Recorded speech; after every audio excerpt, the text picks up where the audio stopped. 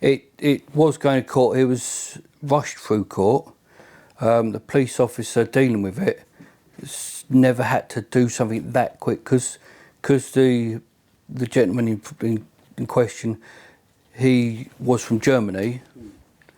He was classed as a flight risk, so they remanded him in prison, or remanded him in custody, should I say, for 2 months, and that's when they had the hearing for sentencing. He'd already accepted liability. But yeah, he was sentenced 2 months. I mean, I wasn't even standing at that point. Chris, have you always been an Essex bloke? Yep, I was born in Essex. I was literally born just down the road at St John's Hospital, which sadly isn't here anymore. Yeah, it's houses now, isn't it? It is houses, but it was still there for my sons to be born in, so... Yeah. So your family, I mean, you don't need to do too much detail, but family man, kids? Yep, yeah. 2 kids. So we've known each other a while, but let's pick up your story sort of late 20, kind of 17, 18, 19, that sort of stage. So you were a mechanic, tell us a bit about that. I did car body repairs mainly, with mechanics on the side as well. Had done my own workshop, quite a big workshop, and business was growing.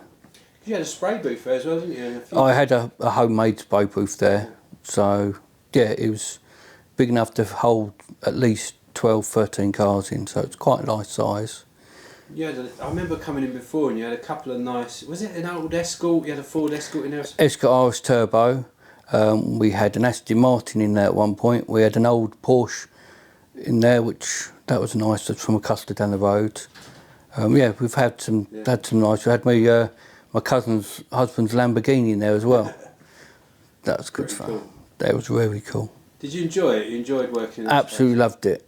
Loved working for myself. I loved being able to hand the cars back, knowing that customers were happy and I'd had a part in that.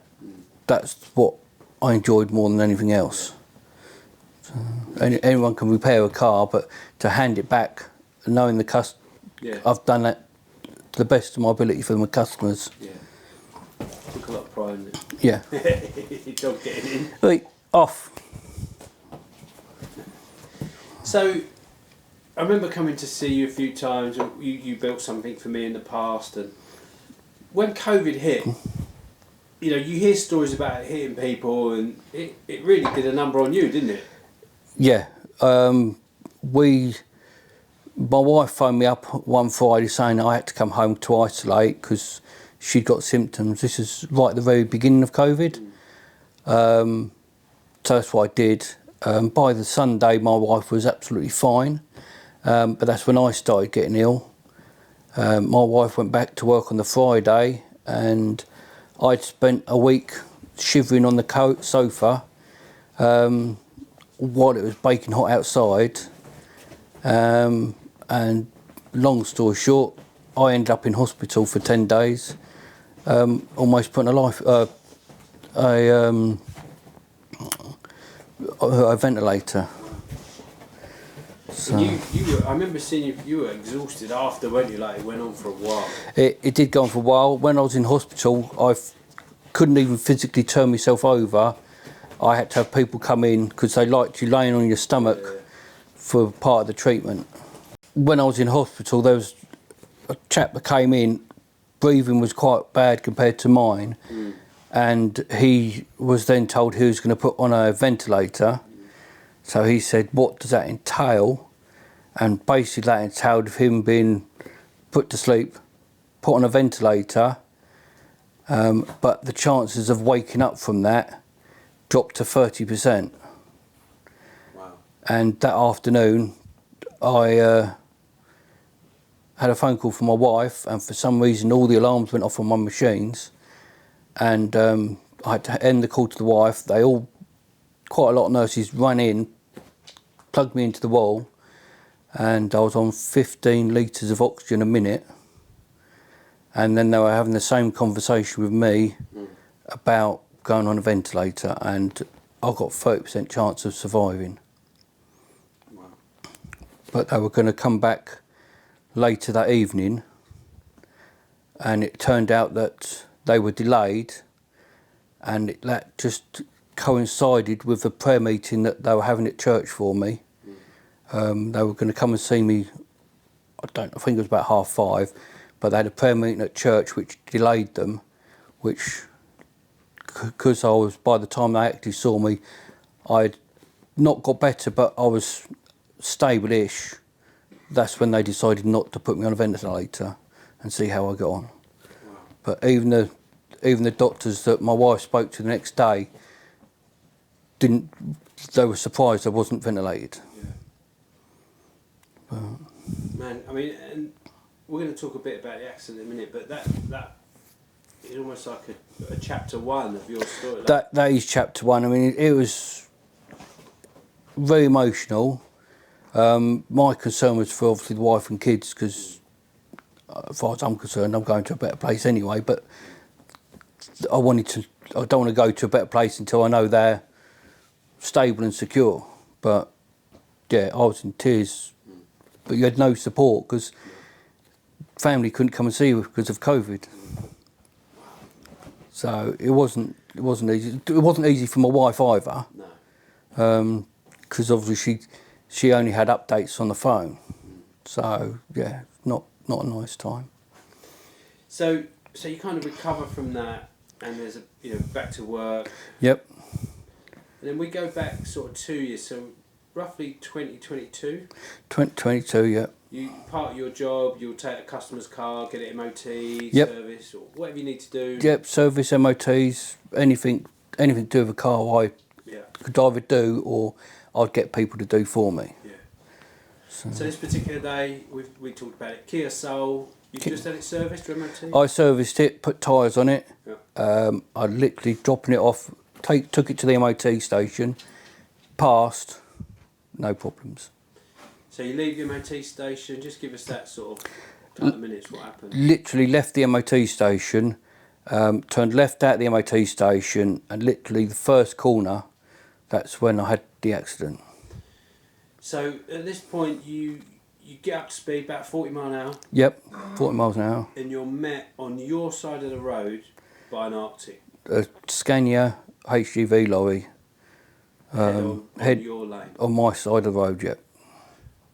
And we chatted, so you get this minute of slam the brake, like. I only assume what happened because, as we said, I can't remember anything. The police have said I tried to avoid the accident, but there was nothing I could do. It was a blind bend. I had a lot of issues after the accident, thinking, have I done enough to stop it? Did I do something else I could do? But the police. It wasn't until the police spoke to me and said, look, there's nothing I could have done. There was no time to react or do anything. I must have put my foot on the brake because that's what caused all the damage to my legs. So let's do a little sort of just checklist of damage. So you wake up, it's roughly about 3 weeks later in hospital, intensive care. We're talking about a coma for 10 days. Yep. What was some of the damage across your body from this accident? I had multiple breaks in my right foot. I had some breaks in my left foot. My right femur snapped in half. My left knee exploded and my left femur broke at the bottom. I had 7 broken ribs. I had my clavicle shattered. I had they called it a ungloved hand, where it pulled all the skin back on my right hand, and tendon damage. I had an open cut on my head, blood clots, 3 tears in my aorta, and lots of cuts and bruises. Wow. So pretty much all over damage. Everything but my left arm, I think. Wow. But I've got a few cuts on there, so I didn't lose out altogether. That's a lot of damage from that moment. So effectively that car was totaled, right? The car wasn't in very good shape. Then they cut the roof off anyway, so yeah, that's not back on the road. No. So So some of the questions I want to ask are, how did you initially cope with that? Okay, things have changed. Like in an instant, things have changed. Well, I was still under a lot of drugs. At one point, I had like 7 drug machines putting various different things in me. I had a lot of support. I mean, they always said it would be a very long road to recovery. But yeah, it's just really strange. You lay there thinking, I've got no idea how this happened. I've got no recollection of the accident, no recollection of what happened. Could I have done something? Are the police going to find something later on that's going to get me into trouble, or whatever? I was very fortunate to have such a supportive family and friends, and we had a lot of prayer support from the church. But it was difficult because I was in London, so it's not easy to get to. But yeah, pain-wise, I was on a lot of medication, so I wasn't really in pain. It was just the confusion of the drugs, which affected my memory. Obviously, it made you cope with the pain. But yeah, it just took it day by day, to be fair. I couldn't sleep very well at night time. When you did go to finally sleep at stupid o'clock in the morning, you're then woken up for robs. So spent a lot of time sleeping. So you those initial moments, you get out of hospital, you start to kind of evaluate, take stock of where you're at, the situation. What happened with work and the decisions you made around work and ultimately your mobility? I mean, I was fortunate because the rent still had to be paid on the workshop. My mother was very kind, and she paid 6 months' worth of rent up front. We kept the workshop going. We had to keep insurance going, car insurance, workshop insurance, and all the bills being paid. Which was fine because we were hoping we could go back to a normal everyday job there. When I came out of hospital, I was non-weighted bearing on my legs. On one leg it was, I think, 6 weeks, and the other one was about 12 weeks. And then it was on under physio, so I could only, and with lots of support, gutter frames, different equipment to get me standing up to start with, and then progressing on to doing a few steps at a time, that was a long road, to be fair, because obviously you lose all your muscle strength. But yeah, we saw a knee surgeon because I've got problems with my knee, and he basically said, he went through he asked what job I was doing, and he basically said there's no way I can return to that. So we made the decision as a family to close the business, and we got rid of as much stuff as we could, and then we handed the keys back. So, what's really striking about your story is that through this, so you've been subjected to this collision that's physically cost you. It's cost you a long time of recovery. It's cost you your business, your mobility, and it's all your life going forward forever. I think what's staggering is that you have maintained a very calm, almost a forgiving composure. yeah. So without sort of naming names or companies or the details around it, this was going to go to court. It was going to court. It was rushed through court. The police officer dealing with it never had to do something that quick because the gentleman in question, he was from Germany. He was classed as a flight risk, so they remanded him in prison, or remanded him in custody, should I say, for 2 months, and that's when they had the hearing for sentencing. He'd already accepted liability, Um, but yeah, he was sentenced 2 months. I mean, I wasn't even standing at that point. I had to side off the bed into a wheelchair and side slide into a chair in the front room. But yeah, he ended up with a prison sentence. And you took a bit of a decision to not pursue this. Like, I mean, lots of people in your situation would look at this and say, like your mate did or your cousin, like, get him for everything he's got. Yeah, it's not. He admitted liability. He accepted responsibility as such. When I was in hospital, I missed seeing my children. And he's got a daughter in Germany. He's got a wife in Germany, and we didn't want him to lose out on that family time like I had. Mine was only 5 weeks in hospital, but he potentially has already lost 2 months of seeing his children. And that would have been more like a year or more. Like. He ended up with 5 months in prison after the 2 months, and then he had 5 months where he couldn't leave the country. He was on licence in this country, so he couldn't work. Potentially couldn't work. His family obviously had to then struggle financially because they had no income coming in. So to help him avoid that, you decided to not. We weren't interested in pursuing him for anything. We didn't want him to be imprisoned. We didn't know what punishment he should have got, or if he should have got anything.